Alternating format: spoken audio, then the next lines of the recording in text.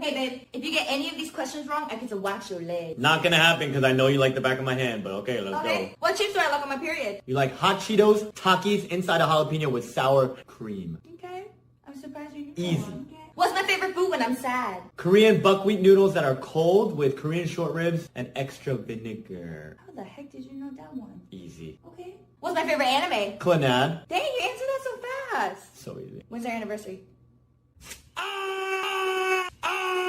I just googled the name of a kid who used to bully me when I was 12 years old. First thing that pops up, a GoFundMe. His house burned down! I obviously feel so bad for him and his family. Somebody call 911.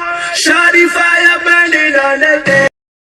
911, what's your emergency? Please help, there's a man in my house. Does he have a weapon on him? Yeah, I think so. Can you describe that weapon for me? I think it's a pistol. Ma'am, you do realize pistols only do 24 damage. I would recommend popping some shields and you should be fine.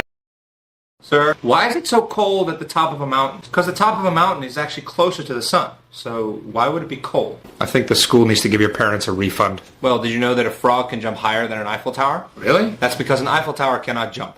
I'll trump that. You know dinosaurs can't eat fish even if they wanted to? Why not? Because they're dead. Well, you know the world famous actor The Rock isn't actually a rock. I'm failing as a teacher. Little Johnny goes to his father one day and asks, "Daddy, how was I born?" His dad sighed and said, "I knew this day would come. Let me put it in a way your generation will understand." Well, his dad continued, Mom and Dad met in a chat room. Dad sent her a DM, and after some instant messaging, we decided to meet at a cyber cafe. We sneaked into a private room, and your mom downloaded from my memory stick. You mean a USB drive? Little Johnny interrupted. Don't get ahead of me, his dad said. Anyway, as soon as Dad was ready to upload, we realized neither of us had used a firewall. By then, it was too late to press undo, so 9 months later, the little glitch who messes with everything was born. Little Johnny looked shocked. Wait a minute, are you saying I'm a virus? Mom, why did you never tell me that I was adopted? What are you talking about? You're not adopted. Well, today in class, we did a DNA test, and I matched with some random people that I've never even met before. What? No, that's not right. Honey, you tell him. Tell him what? He's not our biological son. What? What do you mean? Remember our first few nights in the hospital when our baby wouldn't stop crying? Yeah, and I told you to change him. Yeah, and I did.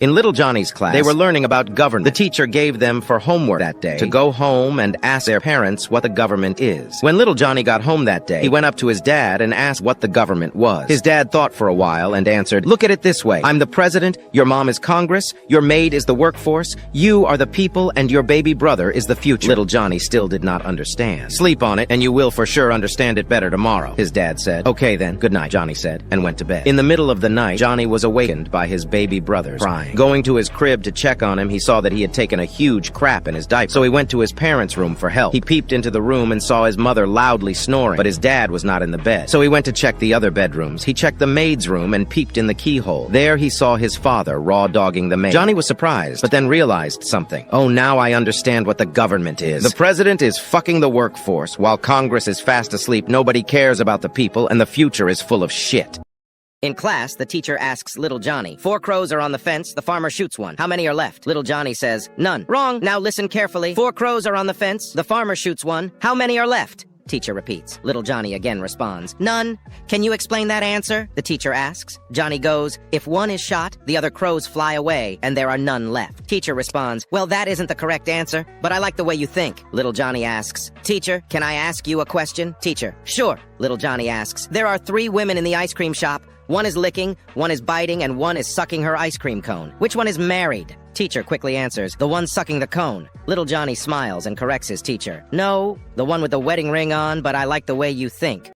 Johnny walked into a bar and confidently approached the bartender, shouting, "Give me a plate of chicken wings and make sure everyone else gets half a kilo of steak and mutton, because when I eat, I want everyone to eat." The entire bar erupted in cheers as the bartender served Johnny his food, and everyone else received their meal. The excitement was contagious, with one guy even giving Johnny a hug for his generosity. But Johnny wasn't done yet. He went back to the bartender and called out, "Bring me a bottle of champagne and give everyone else the finest whiskey you have. When I drink, I want everyone to drink." The bar went wild with applause, and soon Johnny had his champagne champagne while the rest of the patrons were sipping on their whiskey. Word spread quickly about this generous stranger, and within 10 minutes, the bar was packed with people waiting for Johnny's next order. He treated everyone to a few more rounds of food, and once he was satisfied, he yelled, "Bartender, bring everyone their bill, because when I pay mine, I want everyone to pay theirs."